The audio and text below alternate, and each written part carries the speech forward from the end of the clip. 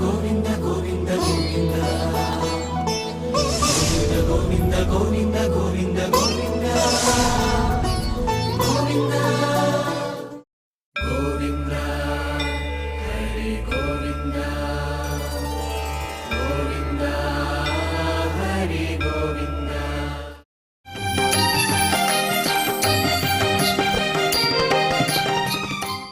ఓం నమో వెంకటేశాయ. తిరుమల తిరుపతి దేవస్థానం ఎన్నో ఆధ్యాత్మిక గ్రంథాలను ప్రచురించింది. ఆ ఆధ్యాత్మిక గ్రంథాలన్నింటినీ ప్రేక్షకులందరికీ చేరువ చేయాలనే సత్సంకల్పంతో రూపొందించిన ప్రణీతం కార్యక్రమానికి స్వాగతం, సుస్వాగతం. తిరుమల తిరుపతి దేవస్థానముల ఆలయాల గ్రంథ రచయితగా సుమారు 30 ఏళ్లకు పైగా పేరు ప్రఖ్యాతులు సంపాదించుకున్నటువంటి శ్రీ జోలకంటి బాలసుబ్రహ్మణ్యం గారిని ఇవాల్టి ప్రణీతం కార్యక్రమంలో పరిచయం చేసుకుంటూ కమనీయ క్షేత్రం కపిలతీర్థం గ్రంథంలో ఎటువంటి విశేషాలను పొందుపరిచారో వారిని అడిగి తెలుసుకుందాం. గురుగారు నమస్కారం. నమస్కారం. కమనీయ క్షేత్రం కపిలతీర్థం గ్రంథంలో ఎటువంటి విశేషాలను పొందుపరిచారు? తిరుపతి శ్రీ గోవిందరాజస్వామి వారి ఆలయం నుంచి లేదా రైల్వే స్టేషన్ నుంచి బస్టాండ్ నుంచి ఉత్తరం దిక్కున సుమారు 3 కిలోమీటర్ల దూరంలో తిరుమల కొండకు వెళ్ళే దారిలో వెంకటాచల పర్వత మూలంలో దివ్యమైన భవ్యమైన ఒక గుహాల శైవాలయం, శైవ క్షేత్రం నెలకొని ఉంది. కపిలేశ్వర స్వామి పూజించినందువల్ల కపిలతీర్థమని, కపిలేశ్వర మహాలింగమని, అక్కడ ఏర్పడేటువంటి పుష్కరిణి తీర్థము కపిలతీర్థమని ప్రసిద్ధి చెందిన భవ్యమైన దివ్యమైనటువంటి శైవ వైష్ణవ సంరక్షితమైన క్షేత్రం కమనీయ క్షేత్రం కపిలతీర్థం. 2 సార్లు 3 సార్లు అర్చన జరుగుతుంటుంది. ఉదయం పూట సహస్రనామార్చన, మధ్యాహ్నం అష్టోత్తరము, అట్లాగే సాయంత్రం కూడా అష్టోత్తరము. అష్టోత్తర శతనామాల్లో ఒక నామం ఉంది, సుపత్రికా ప్రత్యేజస్థ శంకర ధ్యాతమూర్తయే నమః అనేటువంటి నామం ఒకటి ఉంది. అంటే పర్వతమూలంలో ఉండేటువంటి శంకరుని చేత ప్రార్థింపబడేటువంటి స్వామికి నమస్కారము అని వెంకటాచలపతికి అర్చన జరుగుతుంటుంది. అంటే వెంకటాచల పర్వతమూలంలో ఉండేటువంటి కపిలేశ్వర స్వామి ఆయనను స్మరిస్తూ ఉంటాడు ఎప్పుడు. ఇక ఈ స్వామి వెంకటేశ్వర స్వామికి పద్మావతి అమ్మవారితో కళ్యాణం చేయించినటువంటి అనుసంధానకర్త. ఆయన కొండపైన పెరువాళ్ళైతే ఇది కొండ కింద ఉండే దేవర. అంతేకాకుండా వెంకటాచల క్షేత్రానికి క్షేత్రపాలకుడు శివుడు, ఆయనే రుద్రుడు. అలా వెలిసినటువంటి దివ్యమైన భవ్యమైన క్షేత్రం. ఆ క్షేత్రంలో ఎన్నో ఉపాలయాలు ఉన్నాయి, ఆలయాలు ఉన్నాయి. ఆ కొండపై నుంచి వారు 17 తీర్థాలు ఉన్నాయి. వాటన్నీ గురించి సమగ్రంగా సంక్షిప్తంగా తెలియజేసే గ్రంథమే కమనీయ క్షేత్రం కపిలతీర్థం. దీన్ని తిరుమల తిరుపతి దేవస్థానం వారు చాలాసార్లు ప్రచురించి ముద్రించారు. చాలా విశేష ప్రజాదరణ పొందేటువంటి ఆధ్యాత్మిక గ్రంథం కమనీయ క్షేత్రం కపిలతీర్థం. గురుగారు, కపిల మహర్షి పూజించారు కాబట్టి ఈ శివలింగం పేరు కపిలేశ్వర మహాలింగం అని అంటారు. అసలు ఈయన కపిల మహర్షి ఎప్పుడు ఎక్కడ పూజించారు ఈ శివలింగాన్ని? వాటి గురించి కొంచెం వివరించండి. కృతయుగానికి పోతే కపిల మహాముని సాక్షాత్ శ్రీ మహావిష్ణువే కపిల మహామునికి అవతరించినట. కర్దమ ప్రజాపతి, దేవహూతి వాళ్ళిద్దరు దంపతులు. వాళ్ళిద్దరికి 9 మంది పుత్రికలు, ఒక కొడుకు. సాక్షాత్ శ్రీ మహావిష్ణువే కపిల మహర్షిగా అవతరించినాడని చెప్తున్నారు. ఈ కపిల మహర్షి సాంఖ్య భక్తి యోగాలను గురించి వాళ్ళ తల్లిదండ్రులకు ఉపదేశించి వాళ్ళకు మోక్షాన్ని కలిగించినట్ట. అట్లాగే అంతరించినట్లు 24 తత్వాలని ఉద్ధరించి లోకానికి అందించినట్లు కూడా చెప్పబడుతున్నది ఈ కపిల మహర్షి. పాతాళ లోకంలో కపిల మహర్షి ఒక దివ్యమైన భవ్యమైన శివలింగాన్ని ప్రతిష్ఠ చేసుకొని తపస్సు చేస్తూ ఉన్నాడు. అది పాతాళ లోకంలో ఒకప్పటి సంగతి. అదే సమయంలోనే ఇంచుమించు సగర చక్రవర్తి అని భూలోకంలో ఉండినాడు. ఆయన అశ్వమేధ యాగాన్ని తలపెట్టాడు. అశ్వమేధ యాగాన్ని తలపెట్టి అశ్వాన్ని విడిచిపెట్టాడు. విడిచిపెట్టినప్పుడు దాని వెంట అతని కొడుకులు వెంట వెళ్ళారు. ఇంద్రుడు ఏదో యాగం చేస్తున్నాడు అనే భయంతో ఆ యాగాశ్వాన్ని దొంగిలించి పాతాళ లోకంలో కపిల మహర్షి ఆశ్రమంలో దాన్ని కట్టివేశాడు.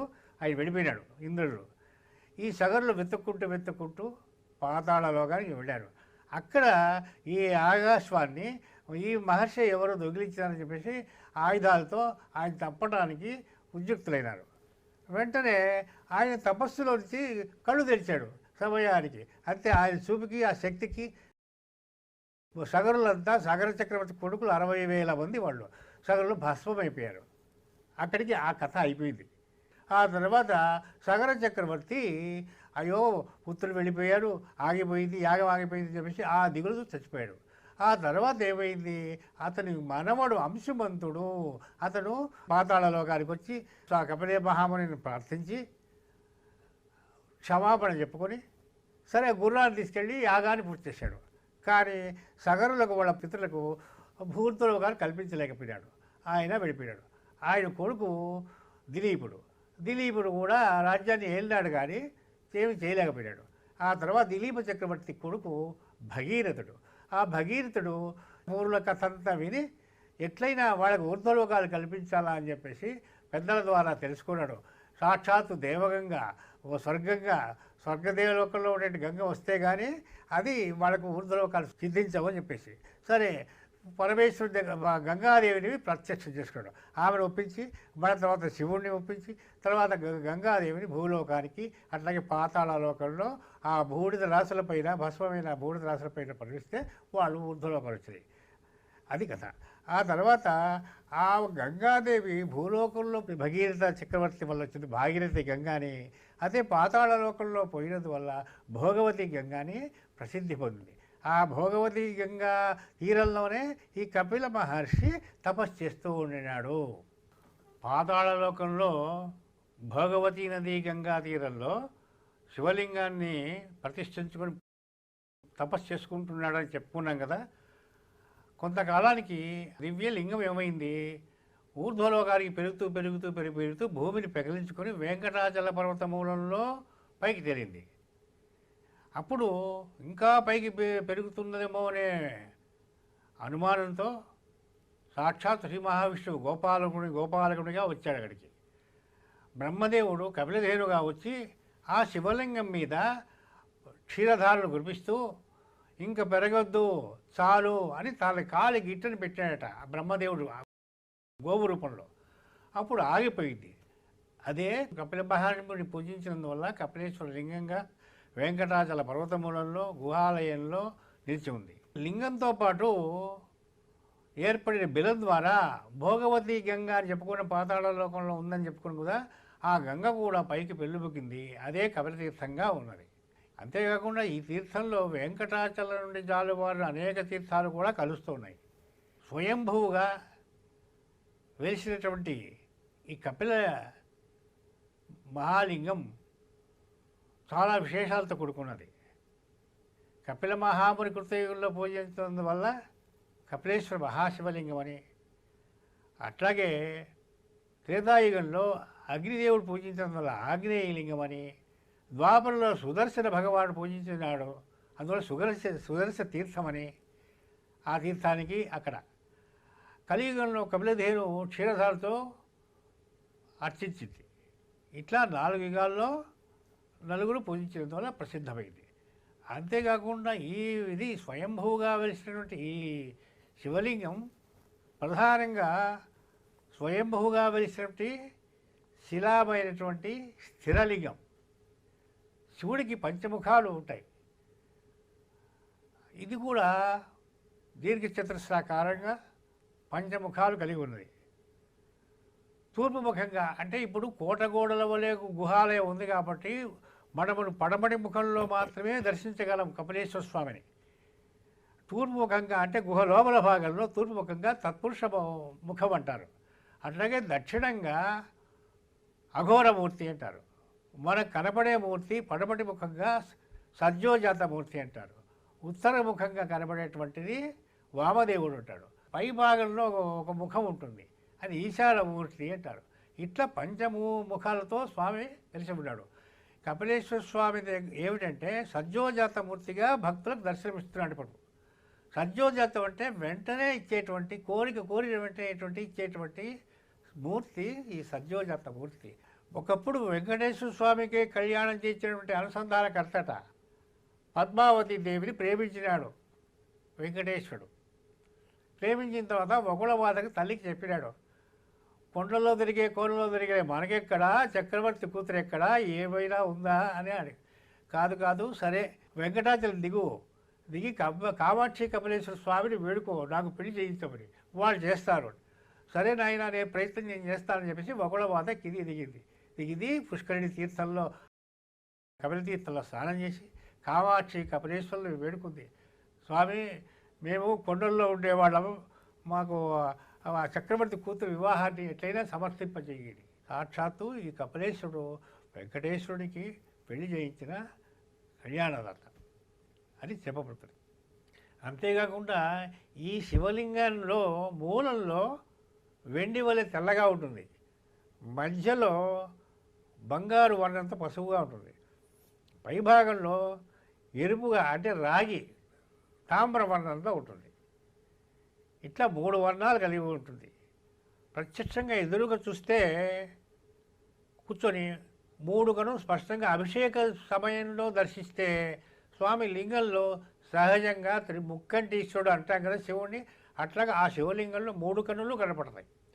గురుగారు, కపిల తీర్థంకి అనేక పేర్లున్నాయి. సుదర్శన చక్రతీర్థమని, చక్రతాళ్వార్ తీర్థమని, ఆళ్వార్ తీర్థమని. ఈ పేర్లని ఎలా వచ్చాయంటారు? భక్త అంబరీష్ కథ మనమంతా ఎరిగిందే, తెలుసుకున్నదే. ఆయన మీద ఒకప్పుడు దూర్వాస మహర్షి కృత్య అనేటువంటి దుష్టశక్తి ప్రయోగించినాడు. శ్రీకృష్ణ భగవానుడు అంటే విష్ణు భగవానుడు తన సుదర్శన చక్రాన్ని ప్రయోగించినాడు ఆ కృత్య అనేటువంటి దుష్టశక్తి మీద. దాని వెంటబడి దాన్ని సంహరించడంతో పాటు ఆ సమయానికి ఆ కృత్య కాశీ క్షేత్రానికి చేరుకున్నదట. దాన్ని సంహరించడంతో పాటు కాశీ క్షేత్రాన్ని కూడా కొంచెం దగ్ధం చేసింది ఆ సుదర్శన చక్రం. ఇది పరమశివుడు గమనించినాడు. సందర్భం వస్తుందిలే అని చెప్పేసి విష్ణు భగవానుడిని ఒకప్పుడు కలిసినాడట. కలిస్తే ఏమి ఇంత దూరం వచ్చినావు అని చెప్పేసి పరమశివుడిని అడిగినారు. అడిగితే సరే ఏదో పనిగా వచ్చాను, నీ సుదర్శన చక్రాన్ని నాకు ఇవ్వండి అని అన్నాడు. అంటే నన్ను విడిచి ఏ ఆ పంచాయుధాలు నేను విడిచి ఉండలేను, నన్ను విడిచి ఉండవు, నేను అవే నేనే అవి కదా, సుదర్శనుడు కానీ శంఖం కానీ గద కానీ ఇవన్నీ అంటే సరే నేను మాట ఇచ్చినాను కాబట్టి బ్రహ్మదేవుడు ఒకనొక సందర్భంలో నీకు ఆ సుదర్శన భగవానుని అంశతో నీకు కూడా ఆ సుదర్శను పరం చేస్తాడని చెప్తాడు. బ్రహ్మదేవుడు సుదర్శన చక్రం నుంచి ఒక అంశతో కాలచక్రం అనేటువంటి ఆయుధాన్ని తయారు చేసి శివుడికి పరం చేశాడు. ఆ కాలచక్రంతో పరమశివుడు త్రిపురాసుర సంహారం చేశాడు. చేసి అప్పుడే చెప్పింటాడు 1000 దివ్య సంవత్సరాలు నీ దగ్గర ఉంటుంది, మళ్ళీ నాకు వచ్చి చేరిపోతుంది అని. 1000 ఏళ్ళు అయిన తర్వాత మళ్ళీ ఆ సుదర్శక్రము విష్ణు భగవాను చేరింది. ఈ 1000 దివ్య సంవత్సరాలు ఈ దగ్గర అలవాటైనందువల్ల కొంచెం వ్యామోహం ఉండింది ఆ సుదర్శనుడికి. స్వామి కాస్త మళ్ళీ ఆయన దగ్గర పోతారు అంటే నీ కోరిక నెరవేరాలంటే వెంకటాచల పర్వత మూలంలో ఒక తీర్థం ఉన్నది, అక్కడ పోయి తపస్సు చేయాలి. ఆ సుదర్శన భగవానుడు ఇక్కడ తపస్సు చేసినందువల్ల ఈ తీర్థానికి సుదర్శన చక్రతీర్థమని, చక్రతాళ్వార్ తీర్థమని, అది కాలానుగుణంగా ఆళ్వార్ తీర్థంగా మారింది. అట్లాంటి ప్రసిద్ధి పొందేటువంటి క్షేత్రం. ఈ క్షేత్రంలో కపిల తీర్థంతో పాటు 17 తీర్థాలు ఇంకా చాలా వెంకటాచల పర్వతం నుంచి చాలా జాలువారుతున్నాయి. ఇటువంటి శైవ వైష్ణవ సంరక్షితమైన క్షేత్రం. ఒకవైపు శివుడు, కామాక్షిదేవి, లోపల ఉపాలయాలు, సత్యభామ రుక్మిణి సమేత వేణుగోపాల స్వామి, లక్ష్మీనారాయణ స్వామి, లక్ష్మీనరసింహస్వామి గుహ ఇవన్నీ ఉన్నాయి. ఇది అంత ప్రసిద్ధమైనటువంటి కపిలేశ్వర క్షేత్రం. గురుగారు, వెంకటాచల క్షేత్రంలోని విశేషమైనటువంటి అతి ప్రాచీనమైనటువంటి కపిల తీర్థం లీలలు ఏంటి? ఈ కపిల తీర్థం చాలా ప్రసిద్ధమైన క్షేత్రం, మహిమగల క్షేత్రం. ఆత్మారాముడు అనేటువంటి ఒక విప్రుడు, సంపన్నుడైన విప్రుడు మధ్యదేశంలో. ఆత్మారాముడు పూర్వుల ఆస్తిని ధర్మకార్యాలకు ఉపయోగించిన విచ్చలవిడిగా అన్నదానాలు ధర్మదానాలు చేస్తూ ఉన్నాడు. కాలానుగుణంగా పేదవాడైపోయాడు. కటికి దరిద్రుడై ఇంకా ఉండలేక దేశద్రిమరై తిరుగుతూ వెంకటాచల పర్వత మూలానికి ఈ క్షేత్రానికి వచ్చినాడు.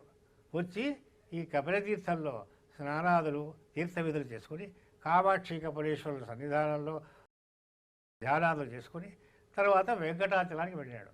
వెళ్ళితే దారిలో శరత్ కుమారుడు అనే యోగి కనపడ్డాడు.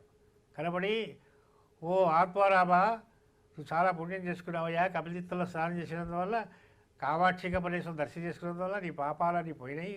పూర్వజన్మ పాపం వల్ల నీకు దరిద్రం వచ్చింది. వెంకటాచలం వెళ్ళు, అక్కడ స్వామి పుష్కరంలో స్నానం చేయి, వరాహ స్వామిని వెంకటేశ్వరుని దర్శనం చేసుకో, నీకు మళ్ళా పూర్వం మాత్రమే సంపదలు కలుగుతాయని వరం ఇచ్చినాడు. సరే, కోటకు వెళ్ళి ఆ కార్యక్రమాన్ని నెరవేర్చుకుని స్వామి వరమని పొంది వాడు పొందినాడు. దీనివల్ల ఏం చెప్తున్నారు వాళ్ళు? కపిలతీర్థంలో స్నానం చేసినందువల్ల, కపిలేశ్వర స్వామిని దర్శనం చేసినందువల్ల మళ్ళా సిద్ధించినది చెప్పబడుతుంది. దక్షిణ కాశీ అనేటువంటి ప్రసిద్ధి చెందినటువంటి కాళహస్తి క్షేత్రంలో మాధవుడు అనేటువంటి విప్రోత్తముడు ఉన్నాడు.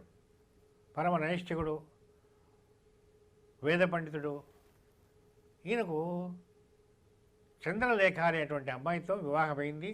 చక్కని దాంపత్యము, చాలా అతిథి సత్కారాలు, ఇట్లా పూజలు పునస్కారాలు ఎప్పుడు నిరంతరము ఉండినాడు. కాలకర్మ వశం చేత విధివశాత్తు పూల కోసం వెళ్ళాడు తోటకి. అక్కడ కుంతల అనే ఒక వేషం చూసినాడు.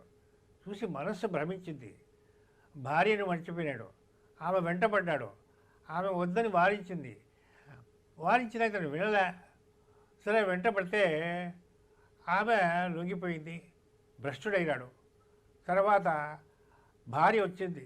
వృద్ధ దంపతులు ఉన్నారు, తల్లిదండ్రులు, వాళ్ళు గతించినారు, వాళ్ళకు కార్యక్రమాలు చేయాలి అంటే వీడు వెళ్ళా, అసలు పలకలే. సరే, ఆమె ఎట్లా విడిపోయింది. భార్య కూడా గతించింది. కొంతకాలానికి మతి భ్రమించింది ఈ మాధవుడికి. తిరుగుతూ పిచ్చివాడుగా తిరుగుతూ, ఓ సంస్కారహీనుడిగా తిరుగుతూ వెంకటాచల పర్వత మూలానికి, ఈ కపిలతీర్థానికి వచ్చినాడు. అక్కడ చాలామంది యాత్రికులు చేస్తున్నటువంటి తీర్థ విధులు చూసినాడు. పూర్వులకు పితృదేవతలకు చేస్తున్నటువంటి శ్రాద్ధాదులన్నీ చూశాడు. చూసి అప్పుడు జ్ఞాపకం వచ్చింది, అయ్యో, నా భార్య విడిచిపెట్టారే, మా తల్లిదండ్రులు గతించారని చెప్పినా నేను వినలేదే, నేను వెళ్ళలేదే అని పశ్చాత్తాపడతాడు. పశ్చాత్తాపడి అక్కడే ఆ తీర్థంలోనే ఏమీ లేకపోయినా సరే అక్కడ మట్టితో పిండాలు తీసి ఆ శ్రాద్ధాలు నిర్వహిస్తాడు. దాంతో పాపం పశ్చాత్తాపడి చేసినందువల్ల పితృదేవతలు సంతోషించారు. తర్వాత కామాక్షి కపిలేశ్వరం వేడుకొని చిన్నగా వెంకటాచల యాత్రానికి బయలుదేరాడు. ఒక్కొక్క మెట్టు ఎక్కుతున్న కొద్దీ అతను చేసిన కర్మలన్నీ, పాపాలన్నీ వాంతి ద్వారా బయటకు వచ్చేస్తూ ఉన్నాయి. అట్లా మెట్టు వెంకటాచలానికి వెళ్ళేటప్పటికి చాలా పరిశుద్ధుడైపోయినాడు ఆ మాధవుడు. తర్వాత బ్రహ్మాది దేవతలు ప్రత్యక్షమైనారు. ఓ మాధవ, నువ్వు చాలా పవిత్రుడైనవయ్యా, నీ పాపాలన్నీ పోయినాయి, నీవు పరిశుద్ధుడైనావు, కొండకు వెళ్ళు, స్వామి పుష్కరంలో స్నానం చేయి, ఆ వరాహస్వామిని వేడుకో అని చెప్పి, నీవు వచ్చే జన్మలో ఆకాశరాజుగా పుడతావు, నీకు మహాలక్ష్మి పద్మావతిగా అవతరిస్తుంది, నీవు సాక్షాత్తు శ్రీ మహావిష్ణునికి అల్లుడుగా అవుతారని వరం ఇస్తారు బ్రహ్మాదేవత. ఆ పద్ధతి ప్రకారం వెళ్ళి అది తర్వాత జన్మలో ఆకాశరాజుగా పుడతాడు. పద్మావతి దేవిగా లక్ష్మీదేవి అవతరిస్తుంది. వెంకటేశ్వరుడికి కన్యాదానం చేసి వైకుంఠాన్ని చేరుకుంటాడు. ఇది ఆ క్షేత్ర మహత్యం. ఇదంతా కారణం ఏమిటి?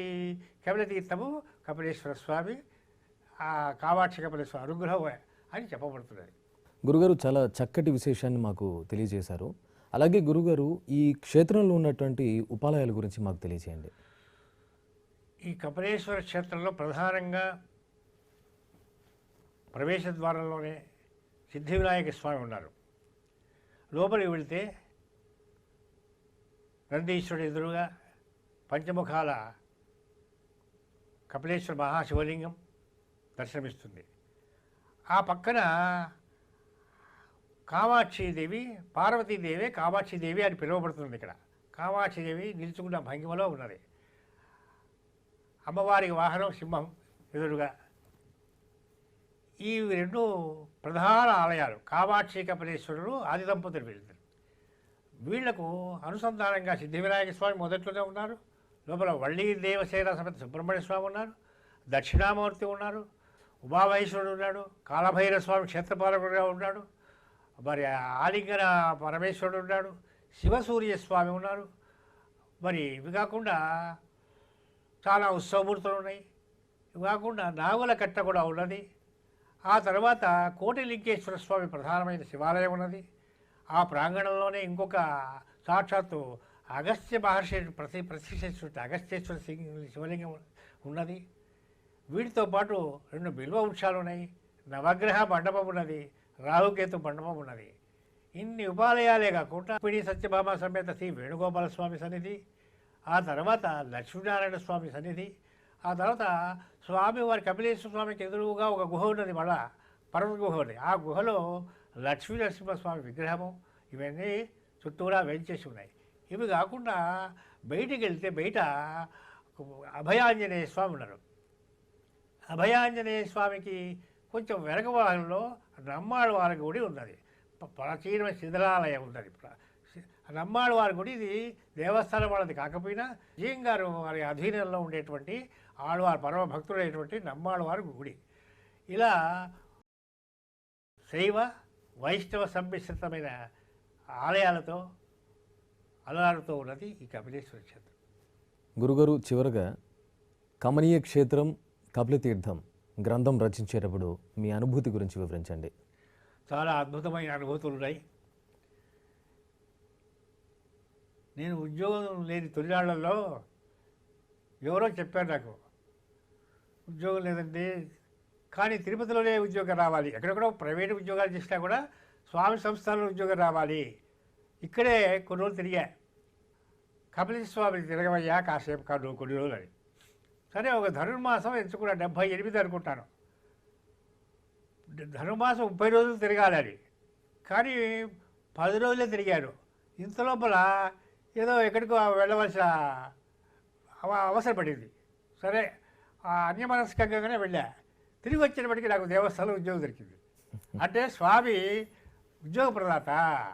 అప్పటి నుంచి ప్రారంభమైన ఈ ఉద్యోగము ఇది ఉన్నతో ఉన్న శిఖరాలు వెంకటేశ్వరుడు ఇద్దరు కూడా పడుకొని ఆయన చెప్తే ఆయన రికమెండేషన్తోనే వచ్చిందని నాకు అనుకుంటాడు. తర్వాత నాకు తెలిసి నా పరిశీలనలో 2 దంపతులు వచ్చేవాళ్ళు అక్కడికి తెల్లవారుజామునే 5 గంటలకే. ఇద్దరు ఎట్లా వచ్చేవాళ్ళంటే, ఈయన ఉత్తరీయము, ఆమె కొంగు, చీర కొంగు ముడి వేసుకొని ఇద్దరు వచ్చేవాళ్ళు. వచ్చి ఆ నీళ్లలో ఇద్దరు కలిసి భార్యాభర్తలు మురుగులిడుతూ పోయి తడిగుడ్డలతోనే కామాక్షి కపిలేశ్వర ప్రదర్శన చేసుకొని వెళ్ళేవాళ్ళు. నేను కొన్ని రోజులు అడిగా, ఏమయ్యా మీ పరిస్థితి ఎందుకు అంటే, మాకు సంతానం లేదండి, 10 ఏళ్ళు అయిందండి పెళ్ళి కూడా సంతానం లేదు. తర్వాత వాళ్ళే మళ్ళా తిరుపతి వాళ్ళే అడిగా, అంటే సంతానం కలిగిందండి, మా అబ్బాయి పేరు శశిధరుడు అని పేరు పెట్టాడు, స్వామి పేరు శశిధరుడు అని పేరు పెట్టాడు.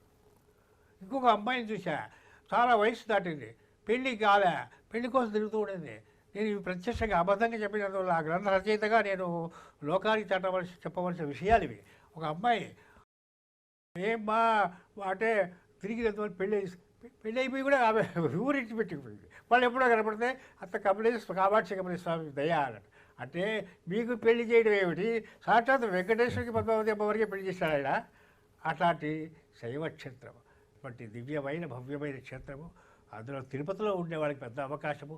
ఇంకొకటి, తిరుపతికి యాత్రకు వచ్చిన వాళ్ళు ప్రతి భక్తులు కూడా దారిలోనే ఉన్నది. ఎంత సందడిగా ఉన్నా రద్దీగా ఉన్నా ఒక అరగంటలో మాత్రమే దర్శనం చేసుకొని రావచ్చు. అటువంటి దివ్యమైన క్షేత్రము. కానీ దర్శనం చేసుకోవలసిన కొండ గుహల్లో ఉండేటువంటి చూసి తినవలసినటువంటి దివ్యమైన క్షేత్రం కపిలేశ్వర క్షేత్రం. కామాక్షి సన్నిధి సమేత శ్రీ కపిలేశ్వర స్వామిని, సిద్ధి వినాయక స్వామిని,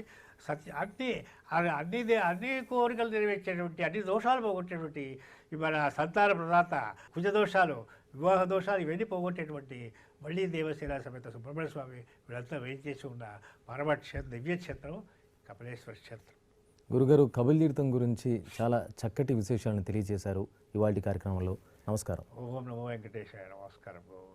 వీక్షించారుగా ఈనాటి ప్రణీతం కార్యక్రమంలో కమనీయ క్షేత్రం కపిలతీర్థం గ్రంథంలోని విశేషాలను మనకు చాలా చక్కగా వివరించారు శ్రీ జోలకంటి బాలసుబ్రహ్మణ్యం గారు. కాబట్టి మీ తిరుపతి యాత్రలో కపిలతీర్థం సందర్శించండి, స్వామి అనుగ్రహాన్ని పొందండి. తర్వాయి భాగంలో మరో గ్రంథంతో మళ్ళీ కలుసుకుందాం. ఓం నమో వెంకటేశాయ.